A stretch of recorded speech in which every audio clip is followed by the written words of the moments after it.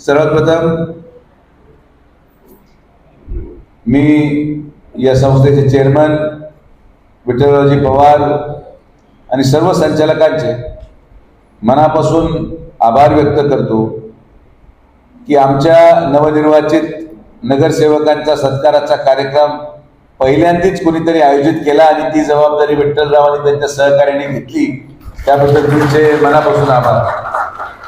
आज जी दुर्भाग्यपूर्ण घटना शिर्डीमध्ये 1 वर्षापूर्वी साधारण घडली होती, संस्थांच्या कर्मचाऱ्यांवर हल्ला करण्यात आला होता आणि आज त्या हल्ल्याला 1 वर्ष उलटून देखील सातत्याने वर्षभरापेक्षा जास्त कालावधीला पाठपुरावा करत हार न मानत आपण त्या परिवाराला त्यांना दिलेला शब्द आणि संस्थान एम्प्लॉई सोसायटीच्या माध्यमातून 40 लाखाचा धनादेश सुपूर्द करू शकलो, याचा मला सार्थ अभिमान आहे आणि समाधान आहे।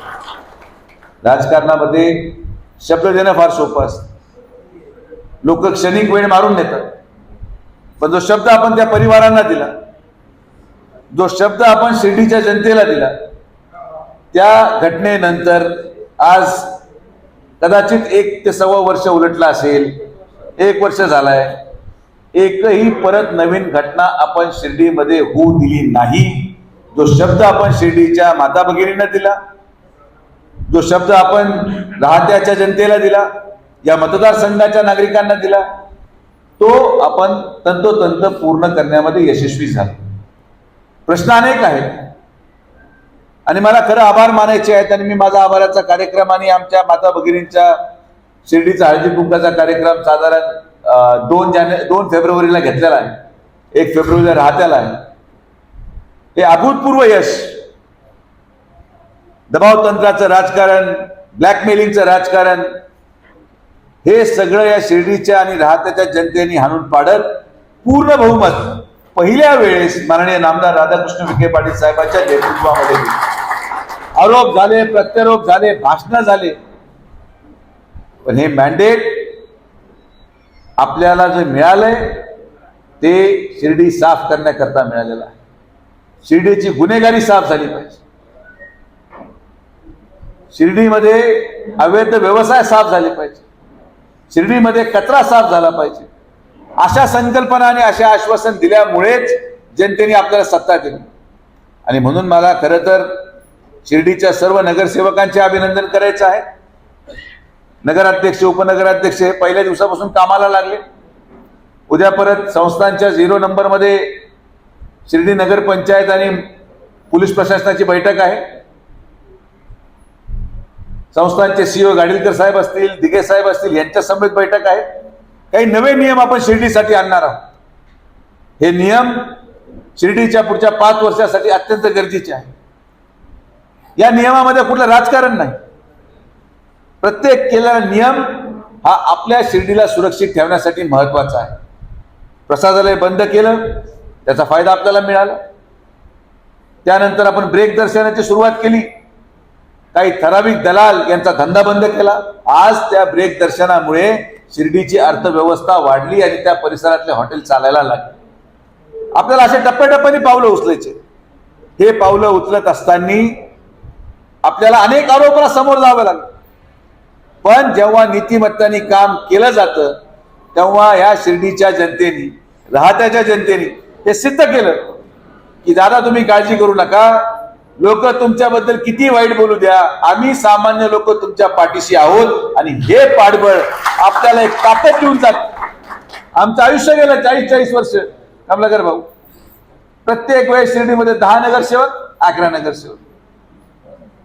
मग जेव्हा नगराध्यक्षाची निवडची वेळ यायची, हे निम्मे लोक गोव्याला पळून गेले, कोण पुढे बॅग टाकून पळून गेलं, एका गाडीतून माणूस निघाला, लगेच दुसऱ्या गाडीत सापडला तो दुसऱ्या वेळेस। आणि मला ते खरं वाईट वाटायचं की या सगळ्या मिळालेल्या पदाचा उपयोग दबाव तंत्रासाठी आणि पैसे कमवण्यासाठी केला जात होता। हा धंदा या शिर्डीच्या जनतेने बंद केला, त्याबद्दल शिर्डीच्या जनतेचे मनापासून आभार। हे दुकानदारी बंद झाली पाहिजे, ही राजकीय दुकानदारी ही समाजासाठी घातक आहे। हे दबाव तंत्राचं राजकारण समाजासाठी घातक आहे आणि म्हणून आज राहता आणि शिर्डीमध्ये त्या लोकांना स्वीकृत नगरसेवक पद मिळालं जे कधीही माझ्याकडे ते मागायला आले नव्हते, कधीही मागायला आले नव्हते. ना कधी पदाची अपेक्षा, ना कुठल्या पदाचा लोभ. पण ज्या ज्या लोकांनी 20 वर्ष या संघटनेसाठी निस्वार्थ भावनेने काम केलं ते देखील या पदाचे मानकरी असू शकतात. हे आपण या पदाच्या माध्यमातून सिद्ध केलं. पदासाठी स्पर्धा करू नका. पद येतं जातं. पदामुळे माणूस मोठा होत नाही, त्याच्या कर्तृत्वाने मोठा होतो. तुमच्या समोर भाषण करणारा हा माणूस आज माझे खासदार झाल्यानंतर देखील शिर्डी, राहाता आणि अहिल्यानगर महानगरपालिकेमध्ये संपूर्ण बहुमत आपण भारतीय जनता पार्टी युतीचं आणू शकतो. याचं कारण आपलं काम त्या ठिकाणी लोकांनी स्वीकारलं. ज्या लोकांनी लोकसभेमध्ये मला नाकारलं त्याच लोकांपुढे जेव्हा मी अहिल्यानगर महानगरपालिकेमध्ये गेलो, भाषण केले, लोकांमध्ये गेलो, लोकांनी ही हळूहळू व्यक्त केली की दादा आमची कदाचित चूक झाली हे आम्हाला मान्य आहे, पण आम्ही ही चूक सुधारणार. आणि अहिल्यानगरचा निकाल तिथं पण असंच होतं भैया. मागच्या महापौर निवडीला अहिल्यानगर शहरामध्ये 53 दिवस नगरसेवक गोव्याला होते. 53 दिवस. आणि भाषणामध्ये हेच मी बोललो लोकांना की हा धंदा बंद करा, यांचा घोडे बाजार बंद करा. जे नगरसेवक स्वतःची बोली लावून घेतात आणि गोरगरीब जनतेच्या मतावर निवडून येतात, हा घोडे बाजार बंद झाल्याशिवाय नगरचा विकास होऊ शकत नाही. 52 सीट 68 पैकी 52 सीट आमच्या युतीला त्या ठिकाणी जनतेने दिली. हा त्याचा परिणाम. आणि जेव्हा असं मॅन्डेट मिळतं, मॅन्डेट स्वच्छता करण्यासाठी असतं. हे मॅन्डेट या शिर्डीमध्ये लागलेले जे काही चुकीच्या गोष्टी आहेत हे साफ करण्यासाठी मिळतं.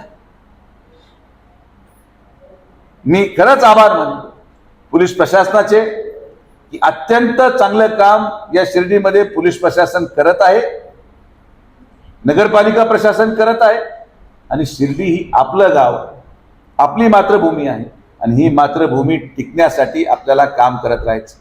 मी सगळ्या नगरसेवकांना परत एकदा हात जोडून विनंती करेन की आपल्याला जनतेने निवडून दिलंय, या पदाने भारावून जाऊ नका.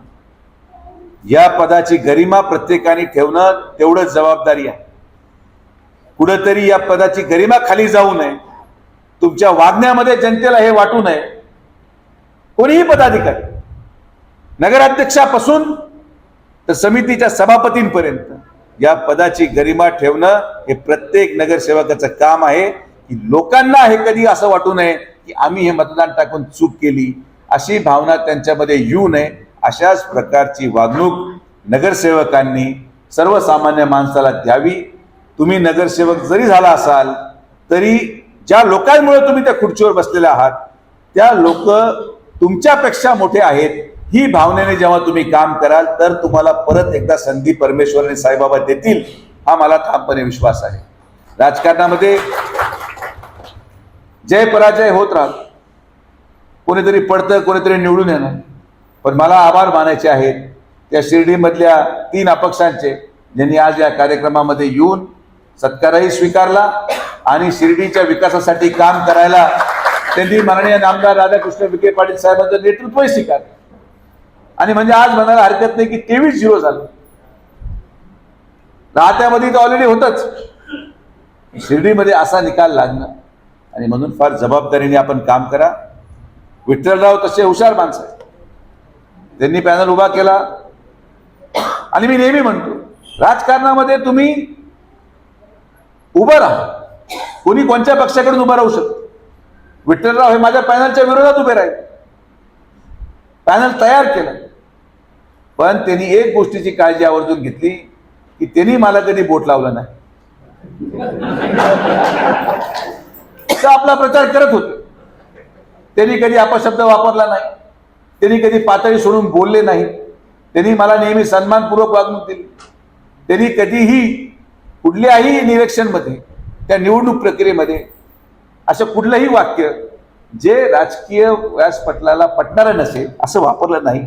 त्याचा हा परिणाम आहे की त्यांच्या प्रत्येक कामासाठी मी धावून जातो. आणि या एम्प्लॉई सोसायटीच्या कुठल्याही कामाला मी सातत्याने माननीय नामदार साहेब असतील आणि मी असेल, आम्ही कटिबद्ध आहोत. तुम्ही आम्हाला काम सांगत राहा आणि आम्ही ते पूर्ण करत राहू, कारण की शिर्डीच्या कर्मचाऱ्यांचं कल्याण हे आमचं शेवटचं ध्येय आहे आणि आम्ही ते शेवटच्या श्वासापर्यंत पूर्ण करत राहणार हा विश्वास व्यक्त करतो. आज अनेक कर्मचारी इथं आले.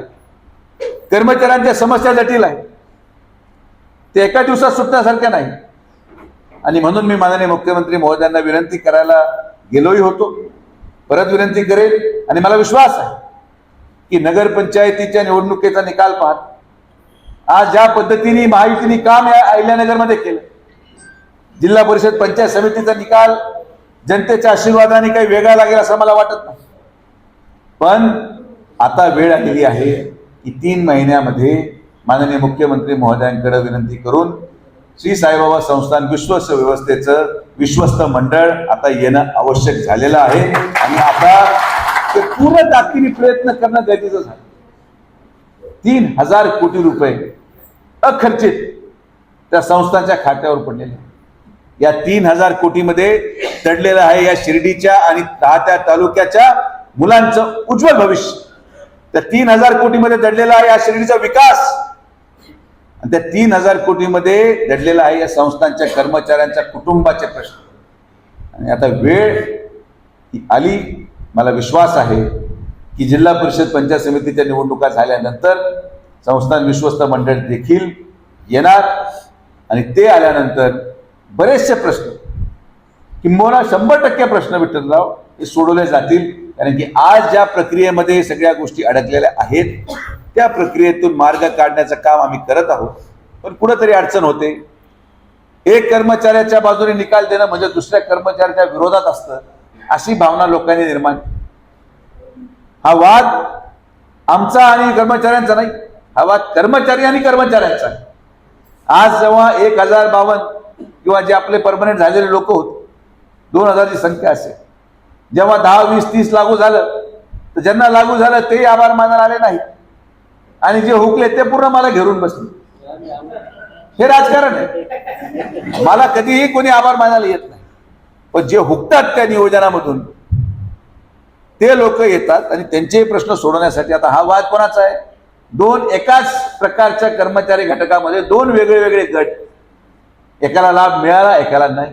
आता दुसऱ्याला उद्या मीटिंग लावून आपण पाहू त्याच्यामध्ये काय मार्ग काढता येईल.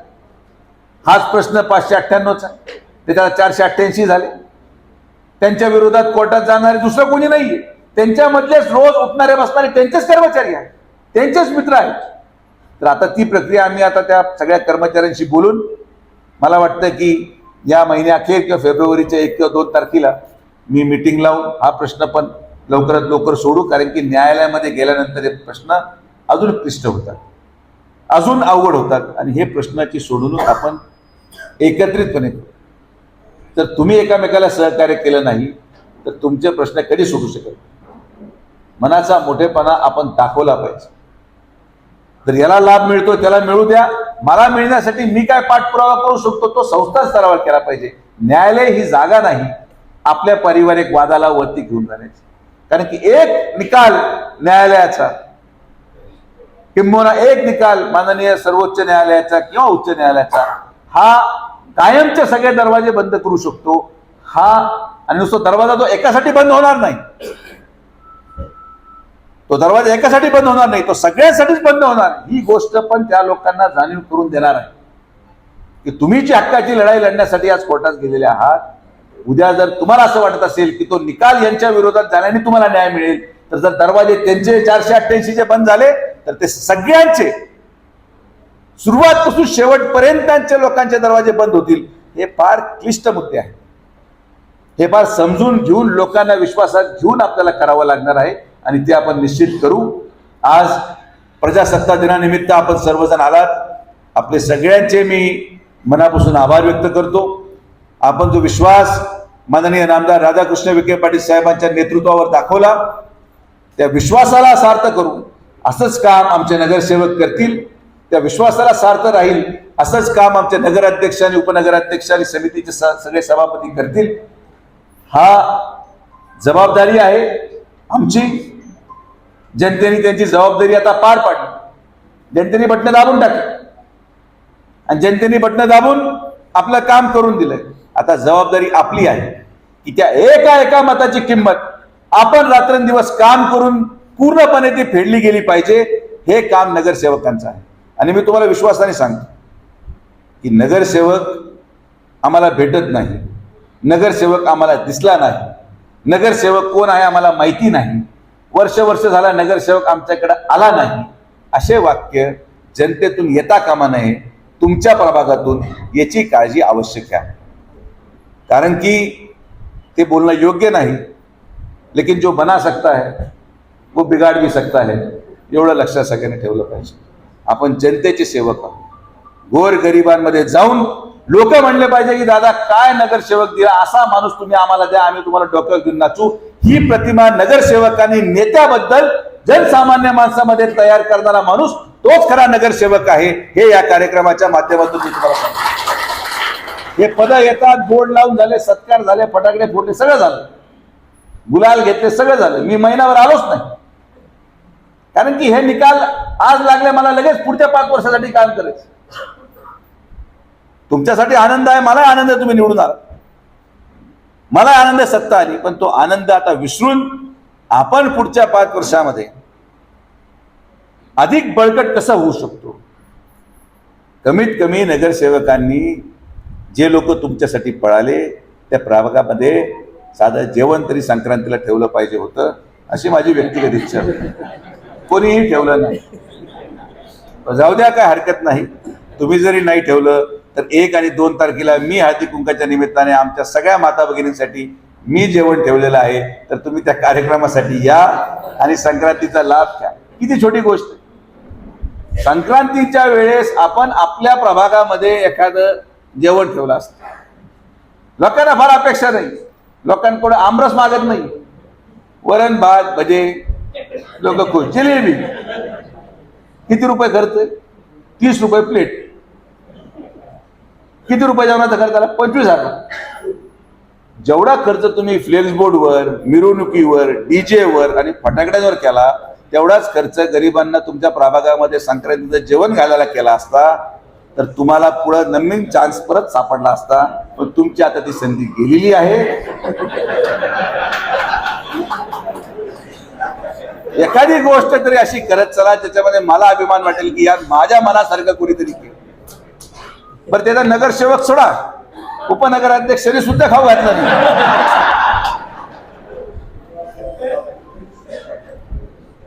दिल खुलं पाहिजे. हे सगळे लोक आपलेच आहेत, कोण कुठं जात नाही. तुम्हाला मी सांगतो, तुम्ही कितीही पैसा खर्च केला तरी तुम्ही सगळेजण निवडून यायचा असाल तर आपुलकीच तुम्हाला परत निवडून आणणार, पैसा नाही. हे मी तुम्हाला आवर्जून सांगतो. मातब्बर पडून गेले वाटप करता करता. आपुलकी. लोकांना वाटलं पाहिजे नाही राव आम्ही याला निवडून दिलं, काय संक्रांतीला त्यांनी आम्हाला लक्षात ठेवलं. ज्या लोकांच्या घरामध्ये दुःखद घटना घडतात त्याचा चार्ट बनवला पाहिजे, घरांवर केलं पाहिजे, सुखदुःखात सहभागी झालं पाहिजे. हे कामं तुम्ही करायला सुरू करा. हे तुमचे काम आहे. यासाठी जनतेने निवडून दिलंय. महिला जाऊ शकत नाहीत, तुमच्या पुरुषांना पाठवा. ते जाऊ शकत नाही तर मुलाला पाठवा. मुलं जाऊ शकत नाही तर मग आपला राजीनामा माझ्याकडे देऊन टाक. आणि मी तुम्हाला खात्रीशीर सांगतो, जनमानसामध्ये जर प्रतिमा चुकीची गेली तर मी दुर्दैवाने तुमच्यावर नाराज होईल आणि ती वेळ तुमच्यावर येऊ नये एवढीच मी साईबाबांनी प्रार्थना करतो. ही मिळालेली सत्ता फार कष्टाने मिळालेली. यासाठी मला काय करावं लागलं हे मला माझं माहिती. पण ही सत्ता टिकवणं आता तुमची जबाबदारी आहे. तुमचा सन्मान झालाय. साईबाबांच्या या पावन भूमीमध्ये आपल्याला सेवा करायची संधी बाबांनी दिली. बाबांनी आशीर्वाद दिला. तो आशीर्वाद अतिशय आनंदाने घेऊन जनसेवेचं काम असंच पुढे करत राहा, एवढीच मी तुम्हाला विनंती करतो. ज्या सगळ्या संघटनेच्या लोकांनी आमच्या सगळ्या उमेदवारांना निवडून दिलं, जे माझ्या शब्दावर थांबले, त्यांचे देखील मी मनापासून आभार व्यक्त करेन. निवडून येणाऱ्यापेक्षा माझ्या नजरेत थांबणारा माणूस हा जास्त मोठा असतो आणि म्हणून थांबलेला माणूस हा माझ्यासाठी नगरसेवकच आहे हे मी आवर्जून सांगतो. विठ्ठलराव, तुम्ही हा कार्यक्रम घेतला, पुढे परत तुम्ही निवडणूक लढा. मी या लोकतांत्रिक प्रक्रियेमध्ये विश्वास ठेवणारा माणूस. नगरपालिका निवडणूक होऊ द्या, आपलं ग्रामपंचायतची निवडणूक होऊ द्या, लोकसभा होऊ द्या, विधानसभा होऊ द्या, भाषण हे विकासावर झाले. व्यक्तिगत टीका, व्यक्तिगत हल्ले, व्यक्तिगत आरोप आणि बोट लावायचे काम कृपया करून कोणी करू नये. मी सरळ चालणारा माणूस आहे. बऱ्याच दिवसानंतर मला परत सरळ चालायची सवय लागलेली आहे. मी शांत मार्गाने कमलाकर भाऊ चाललो. सरळ चाललेल्या माणसाला उगीच बोट लावणं काय काम. ज्यांनी त्यांनी आपलं घर सुरक्षित ठेवा. मी माझं कुटुंब सुरक्षित ठेवतो आणि माझं कुटुंब हे राहता तालुका आणि शिर्डी विधानसभा मतदारसंघ आहे आणि हे पूर्ण सुरक्षित ठेवण्याची जबाबदारी सुप्रीम आहे. माझ्या कुटुंबाला हात लावू नका, माझ्या शिर्डी विधानसभेच्या परिवाराला हात लावू नका. मी पण तुम्हाला डिस्टर्ब करणार. Do not disturb.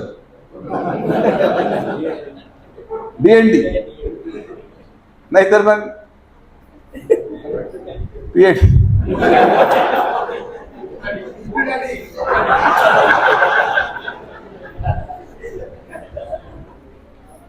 काय असतं की काही लोकांना वाईट सवय, एक परिवाराला खराब करण्यासाठी येऊन बोट लावणं, काहीतरी करणं, लोकांना उचकून देणं, या सगळ्या गोष्टी आता सगळ्यांनी बंद केल्या पाहिजे. लोकांनी मतदानाच्या माध्यमातून हे सांगून दिलंय की या मतदारसंघामध्ये कोणी किती जरी उड्या मारल्या तरी साईबाबांच्या आशीर्वादाने, जनतेच्या प्रेमाने, जनतेच्या आशीर्वादाने इथले आमदार माननीय नामदार राधाकृष्ण विखे पाटील साहेबच राहणार. हे मतरूपी आशीर्वाद मिळाल्यानंतर आता सगळ्यांनी सगळं करून थकलेत. आता आम्हाला काम करू द्या, आता आम्हाला काम करू द्या, आम्हाला लोकांचे कामं करू द्या. आणि मी बाकीच्या आमच्या हितचिंतकांनाही विनंती करेल, शहरामधल्या शिर्डीच्या थोडं संयमाने. आता सगळं संपलंय. तुम्ही सगळे प्रयत्न करून झाले, तुम्ही सगळ्या गद्दाऱ्या करून झाल्या, तुम्ही सगळीकडे बोटं लावून झाले. कोण उभं घेऊन छत्रीला उभं होतं, त्याला कोणी कोणाकडे पाठवलं, हे सगळं हिस्ट्री मी काढून झाली. आता तुम्हाला आता हा धक्का कळेल 1-2 तारखेला काय होतो तो. मला लक्षात येईल काय भूकंप आलाय. पण हे कुरघोड्याचं राजकारण आता बंद करा. शिर्डीच्या विकासासाठी काँग्रेस असेल, शिवसेना उद्धव ठाकरे गट असेल, राष्ट्रवादी काँग्रेस शरद पवार गट असेल, शिर्डीच्या विकासासाठी आपण सगळ्यांना बरोबर घ्यायला तयार आहोत. आमच्या मनामध्ये द्वेष भावना नाही. आपले पक्षाचे हितचिंतक असतील अंतर्गत कमळाचे, त्यांना पण आपण बरोबर घ्यायला तयार आहोत. आमचा कोणाशी द्वेष नाही. शिर्डीच्या विकासासाठी एक व्हा. आपले मुलं बाळ इथं उगणार. समोरचा माणूस चाकू मारताना उद्या हा विचार करणार नाही का हा भाजपचा कोणकर आहे का सेनेचा कोणकर आहे. समोरचा माणूस उद्या चाकू चालला करताना हा विचार करणार नाही का शरद पवार राष्ट्रवादी गटाचा कोते का कमळाचा कोते. तरी चाकू मारलाच आहे. या गुन्हेगारांविरोधात एकमूठ सर्व पक्षीय लोकांनी करावी. आणि मी तुम्हाला आवर्जून सांगतो, परवा मी कुठेतरी व्हिडिओ पाहिला, काहीतरी कोणीतरी आरोपी सुटला आणि इथं काहीतरी गाडीमध्ये तमाशा आणि काय झालं. फक्त 2 दिवस द्या, 2 दिवस द्या.